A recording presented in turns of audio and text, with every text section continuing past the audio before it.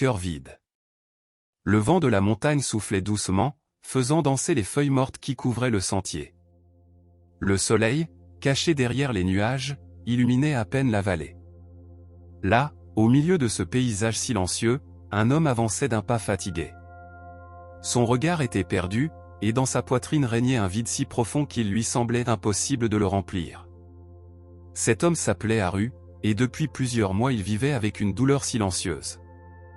Il avait perdu quelqu'un de très cher et, depuis lors, tout ce qui donnait auparavant un sens à sa vie semblait s'être évanoui. Les rires, le travail, les petits gestes du quotidien, rien ne pouvait le consoler. Tout lui paraissait creux. Un jour, sans vraiment savoir pourquoi, ses pas le menèrent jusqu'à l'ancien monastère zen sur la colline. C'était un lieu dont il avait entendu parler dans son enfance, un endroit où les chercheurs d'esprit venaient trouver la paix au milieu de la souffrance. À son arrivée, Haru fut accueilli par un vieux moine. Son visage était serein et ses yeux, malgré les années, brillaient d'une lumière profonde, comme s'il connaissait les secrets de l'âme humaine. « Je t'attendais, » dit le moine d'une voix calme. Haru fut surpris. « M'attendiez-vous ? Moi ?» Le maître sourit. Quand le cœur d'un homme se vide de tout, tôt ou tard il cherche le chemin de retour vers lui-même. Et ce chemin, même s'il l'ignore, le conduit toujours ici. Haru baissa les yeux, incapable de retenir les larmes qui coulaient. « Je ne comprends pas, maître. Je sens que mon cœur est brisé, vide. Comment peut-on continuer à vivre avec cette tristesse qui ne disparaît jamais ?» Le vieil homme le regarda avec compassion. Un cœur vide n'est pas toujours une malédiction. Parfois, c'est la porte vers une nouvelle manière de voir la vie. N'aie pas peur de ton vide. Regarde-le en face. C'est là que commence la véritable transformation. Haru l'écoutait en silence. Ses paroles semblaient étranges, mais quelque chose s'éveilla en lui, comme une étincelle allumée dans l'obscurité. Le maître le conduisit au jardin du temple. Là se trouvait un petit étang, si immobile que l'eau semblait un miroir. Autour, le chant des oiseaux et le murmure du vent créaient une atmosphère de calme. « Regarde l'eau, » dit le maître. « Que vois-tu ? » « Je vois mon reflet, » répondit Haru d'une voix faible. « Regarde-le bien, » insista le maître. Ce reflet bouge lorsque l'eau s'agite. Mais dans sa profondeur, l'eau reste toujours sereine. Il en est de même pour ton cœur.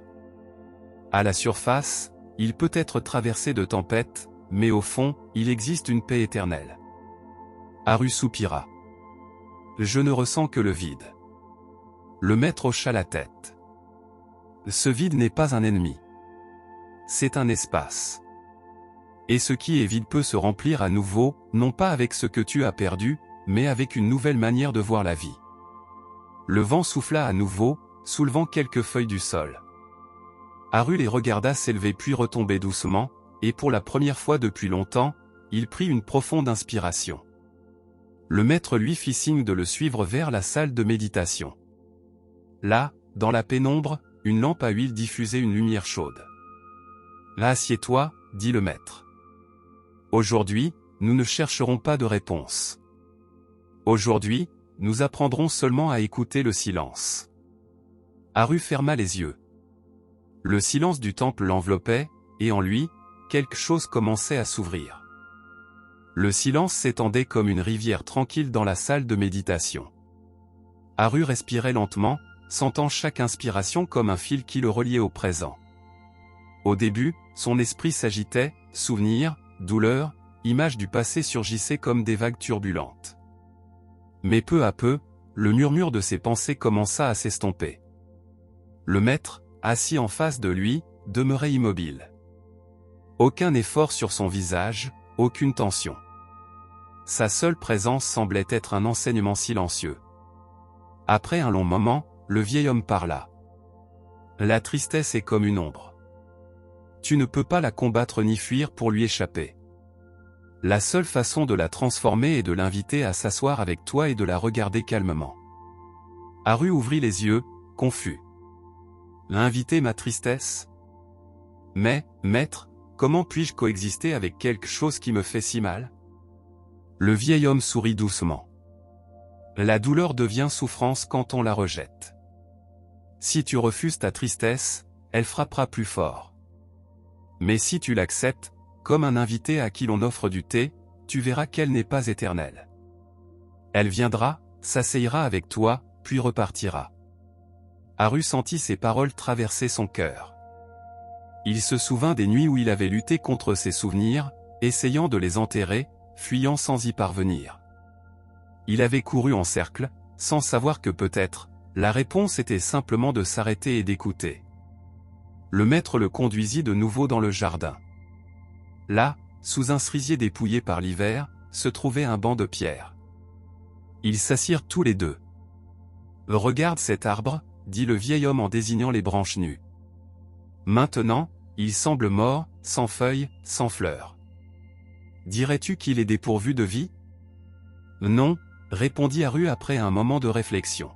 « Je sais que quand le printemps viendra, il refleurira. » Le maître acquiesça d'un léger hochement de tête. Ainsi est le cœur. Dans les hivers de la vie, il semble vide, sans force, sans joie. Mais à l'intérieur de ce vide se trouve déjà la graine du prochain printemps. Ce qui aujourd'hui est tristesse peut devenir demain sagesse et compassion. Haru contempla les branches nues. Un vent glacé passa entre elles, et pourtant, dans son esprit, il put imaginer les bourgeons verts qui viendraient un jour. Pour la première fois, il pensa que peut-être son vide n'était pas une fin, mais un espace en attente d'être transformé. « Maître, » dit Haru d'une voix faible, « comment puis-je remplir ce vide sans tomber dans le désespoir ?» Le vieil homme ferma les yeux un instant avant de répondre. « Ne cherche pas à le remplir immédiatement. Apprends simplement à l'habiter. Reste dans ton vide comme on reste dans une pièce silencieuse. Peu à peu, tu découvriras qu'il n'est pas aussi vide que tu le crois. Là, tu trouveras ta propre force, la compréhension de la douleur des autres et, avec le temps, une paix qui ne dépend de rien d'extérieur. » Les mots flottèrent dans l'air. Haru ne répondit pas. Mais dans sa poitrine, où auparavant il ne sentait qu'un trou sombre, brillait maintenant une lueur légère, comme si une toute petite lampe venait de s'allumer au milieu de la nuit. Les jours suivants, Haru décida de rester au monastère. Chaque matin, il se levait au son de la cloche, rejoignait les moines en silence et s'asseyait pour méditer devant l'étang. Au début, son esprit restait rebelle, des pensées douloureuses le poursuivaient, des images du passé revenaient avec force, et le poids de l'absence devenait insupportable. Mais le maître lui avait donné une instruction simple. Quand la douleur apparaît, ne la rejette pas, respire avec elle. Observe-la simplement, comme on regarde un nuage passer dans le ciel. Haru commença à le faire. Et à chaque séance, il découvrait quelque chose de surprenant, ses larmes n'étaient plus ses ennemis. Parfois, en respirant, il les laissait couler sur ses joues sans lutter contre elles. Et au lieu de se sentir submergé, il percevait une légèreté nouvelle, comme si ses larmes étaient de l'eau qui nettoyait lentement son cœur. Un après-midi, en se promenant dans le jardin, Haru aperçut un jeune moine en train d'arroser les plantes. L'eau tombait sur la terre sèche, et en quelques minutes le sol sombre révélait un ver caché. Le maître, qui l'accompagnait, murmura. « La tristesse est comme cette terre sèche. Le vide semble dur, stérile, mais il suffit de lui donner attention et patience pour que la vie refleurisse. » Haru écouta en silence, et à l'intérieur de lui il comprit quelque chose, peut-être que son vide était aussi un terrain fertile, attendant d'être nourri avec patience. Cette nuit-là, en contemplant la lampe à huile dans sa chambre, il se souvint des paroles du maître, « Reste dans ton vide comme on reste dans une pièce silencieuse. » Et dans ce silence, il découvrit que la tristesse portait un message caché, elle lui rappelait la valeur de ce qui avait été perdu et ouvrait son cœur à la fragilité de la vie. À cet instant, Haru pensa. Peut-être que mon vide n'est pas une punition. Peut-être est-ce un rappel de vivre plus profondément. Le maître, le voyant plongé dans cette réflexion, s'approcha et dit. Un cœur vide n'est pas brisé, Haru. Il est ouvert. Et un cœur ouvert, même s'il souffre, est toujours prêt à recevoir la lumière. Ces paroles s'enracinèrent en lui comme des graines dans la terre humide. Pour la première fois depuis longtemps, Haru sentit que sa tristesse ne le définissait pas, mais le transformait. L'aube sur la montagne était froide et silencieuse. Une légère brume recouvrait la vallée, et les cloches du monastère résonnaient comme un écho lointain enveloppant tout. Haru se leva tôt, avant les autres moines. Il sentit l'air glacé sur son visage et, pour la première fois depuis longtemps, cette sensation ne le dérangea pas, il l'accepta telle qu'elle était. Il se dirigea vers l'étang. L'eau était immobile, reflétant le ciel gris. Haru s'agenouilla au bord et, en observant son propre reflet, se demanda « Qui suis-je maintenant ?» avec ce vide. Le maître apparut à ses côtés, comme s'il avait lu ses pensées. « Quand tu perds ce que tu aimes, dit-il d'une voix calme, tu crois aussi perdre qui tu es. Mais le vide n'efface pas ton essence, il la révèle seulement. » Haru le regarda attentivement. « Et que révèle mon vide ?» Le vieil homme désigna l'eau de l'étang. « Regarde le reflet. Ce n'est pas l'eau qui le contient, c'est le ciel qui s'y montre. Ton vide n'est pas ton ennemi, c'est un espace où peut se refléter l'infini. » Haru baissa les yeux. Ces paroles lui semblaient si grandes qu'il ne pouvait les comprendre entièrement, mais à l'intérieur de lui, il sentait qu'elles étaient vraies. Le maître continua. « La douleur nous fait croire que nous sommes seuls, mais lorsque tu l'acceptes, tu découvres que la tristesse te relie à tous les êtres. Tous souffrent, tous ont perdu quelque chose. Ton vide peut devenir compassion, si tu apprends à le regarder avec des yeux d'amour. » Ces dernières paroles frappèrent le cœur de Haru avec force. Compassion.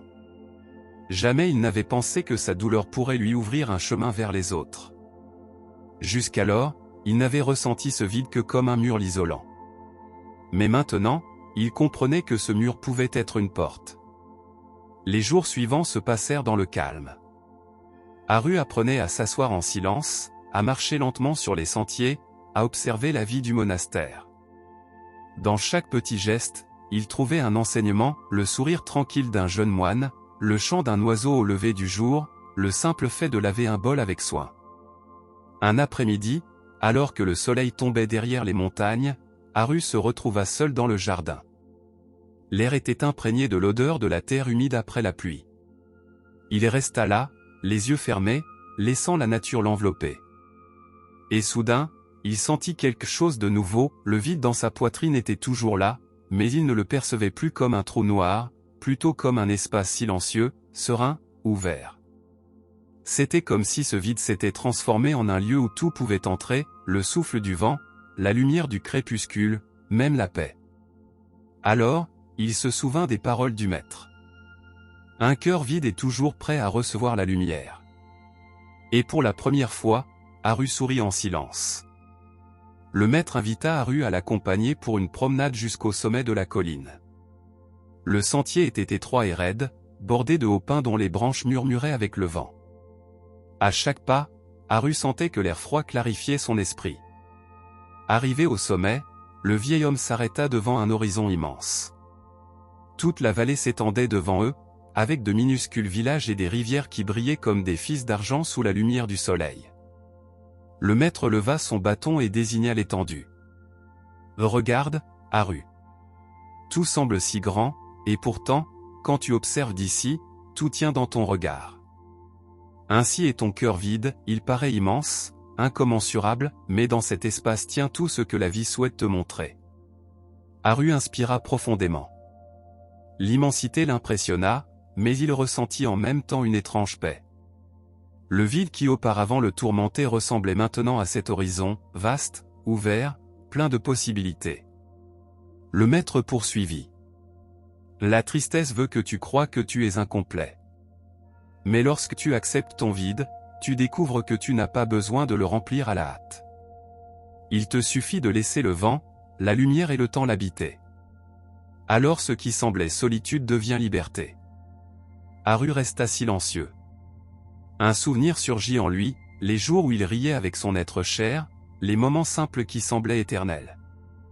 Une douleur traversa sa poitrine, mais ne le renversa pas. Cette fois, la mémoire apportait avec elle gratitude, et non désespoir. Le maître l'observa attentivement. « La douleur de ta perte ne disparaîtra jamais complètement, dit-il. Mais elle ne sera plus un fardeau, seulement une racine. Et de cette racine naîtra un arbre différent, plus fort, plus sage, plus ouvert au monde. En descendant de la colline, Haru sentit que chaque pas devenait un symbole, il redescendait avec un poids plus léger, comme s'il avait laissé au sommet une part de sa souffrance. Cette nuit-là, pendant la méditation, il comprit quelque chose qui le bouleversa profondément, son vide n'était pas une absence, c'était un espace pour apprendre à aimer à nouveau, d'une manière plus vaste, plus profonde, plus sereine. Dans le silence, alors que les bougies illuminaient la salle, Haru s'inclina et murmura pour lui-même. « Merci, vide. Merci de me montrer que je peux encore vivre. » Au fil des semaines, Haru commença à découvrir que sa vie prenait un rythme nouveau. Au lieu de lutter contre le vide de son cœur, il apprit à marcher avec lui, comme on marche aux côtés d'une ombre sous le soleil. Un jour, alors qu'il aidait un jeune moine à porter du bois, Haru entendit son rire léger, frais comme l'eau d'une source. Soudain, il se rendit compte qu'il n'avait pas souri en entendant quelqu'un rire depuis longtemps.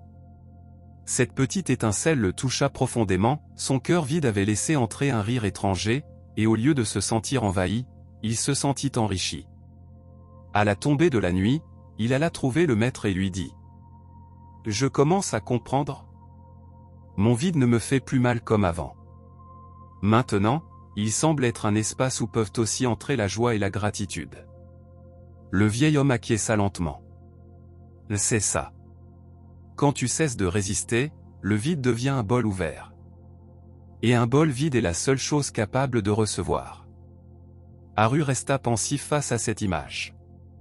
Pendant longtemps, il avait essayé de remplir son vide avec des souvenirs, des illusions brisées, des tentatives désespérées pour récupérer ce qui était perdu.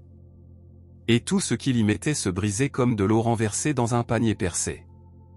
Maintenant, il comprenait, l'important n'était pas de le remplir à la hâte, mais d'apprendre à le tenir, à en prendre soin, à le laisser se remplir de ce que la vie apporte. Une nuit, alors qu'il méditait sous le ciel étoilé, Haru se rendit compte que la tristesse ne le définissait plus. Elle était toujours là, comme un écho lointain, mais dans son cœur une autre mélodie avait surgi, la sérénité.